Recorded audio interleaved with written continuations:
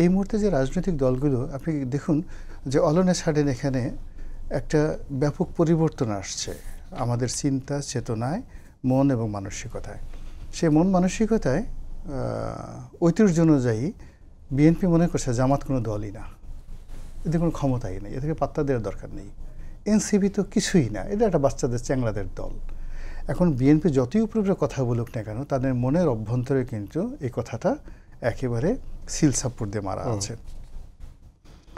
দ্বিতীয়ত এনসিপির যারা ছেলে তারা মনে করছে যে আরে বিএনপি কি, এরা দুর্নীতিবাজ, চাঁদাবাজ, এটা করেছে ওইটা করেছে, হাওয়া ভবন টাওয়া ভবন, আমরা বীর, এ যুগের বীর, মহাবীর, আমরা সব কিছু করেছি, ফলে আমাদের কথা মতো রাষ্ট্র চলবে। ফলে তাদের যে বডি ল্যাঙ্গুয়েজ, সেই বডি ল্যাঙ্গুয়েজ প্রতিটি মুহূর্তে বিএনপির লোকদের জন্য রীতিমতো বেইজ্জতি। তারা যত এনসিপির লোকজন দেখে তত তাদের মেজাজ গরম হয়, চুল পড়ে যায়, পেট খারাপ হয়, রাতে ঘুম হয় না, দুঃস্বপ্নে তাদের এখন অবস্থা টাইট হয়ে যায়। তো এনসিপি, তো এই যে দেখেন একটা সাইকোলজি। এরপরে এনসিপির লোক যখন বলল আরে ইউনূস সাহেব আসলো কোত্থেকে, উনি কি কোনোদিন আমাদের সাথে আন্দোলন করেছে, ওনাকে শেখ হাসিনা এমন ডলা দিয়েছে সারা জীবন, উনি তো একটা শব্দ করে নাই ভয়েস ছিল, সারাদিন শুধু হাসছে। এত হাসাহাসি করে উনি এসে হঠাৎ করে প্রধান উপদেষ্টা হয়ে গেল, ওনার ভূমিকাটা কি, সব ভূমিকা আমাদের।